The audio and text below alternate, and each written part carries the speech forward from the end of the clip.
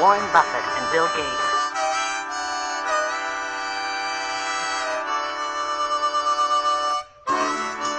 Warren Buffett, Bill Gates.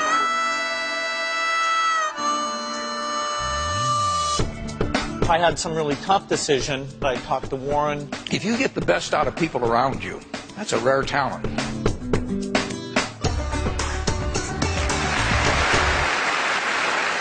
I was just wondering, what is the best piece of advice you've ever been given, and how has it impacted your personal or professional lives? What did I tell you that impressed you the most? When first I met Warren, we were talking about getting together and doing something again, and he pulled out his calendar, and the pages were so blank. And I said, wow, you know, you've managed to avoid getting tied into a lot of kind of meaningless activity.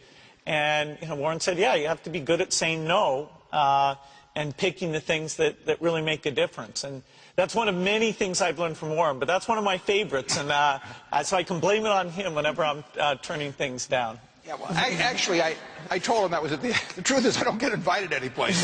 That, you know, I got an awful lot of good advice from my dad, and he didn't lay it on me. I mean, he just, you know, you picked it up from him, but there was never any of this, you know, do this, do that type of thing at all. But I think he really taught me that it's more important in terms of what's on your inner scorecard than your outer scorecard. I mean, some people get in a position where they're thinking all of the time of what the world's going to think of this or that instead of what they themselves think about it. And if your inner scorecard, if you're comfortable with that, I think you're going to have a pretty happy life. And I think the people that strive too much for the outer scorecard sometimes find that it's a little hollow when they get all through.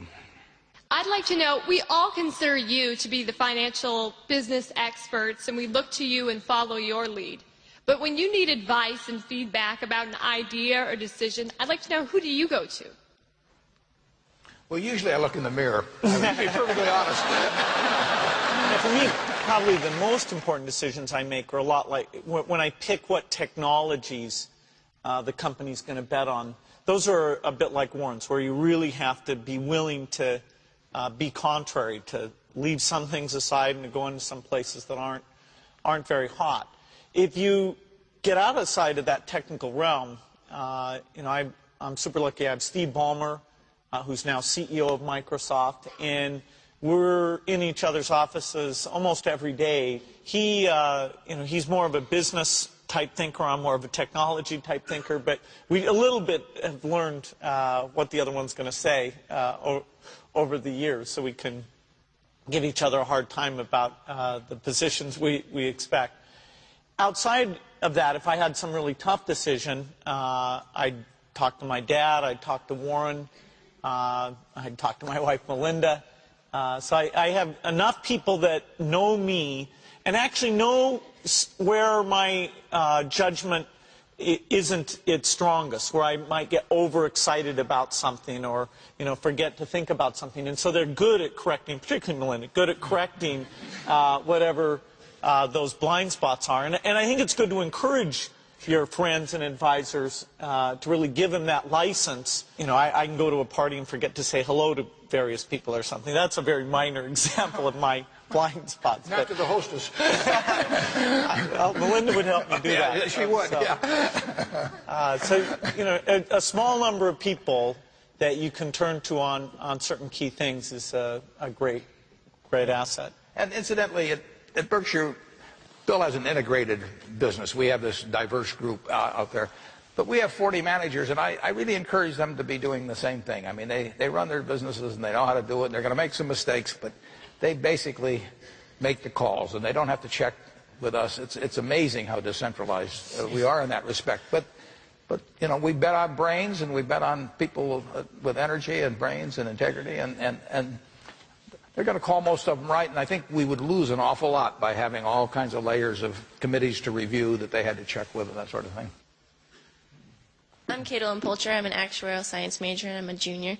And you both have several managers working under you, so I was wondering what are some steps that a new entrant into the job market can take to accelerate their journey towards an upper-level management position?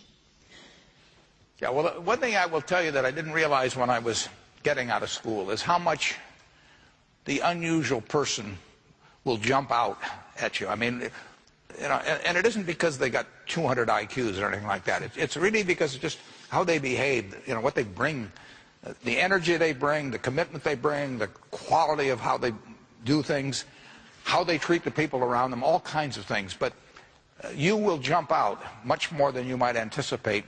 One of the things you would want to be sure to do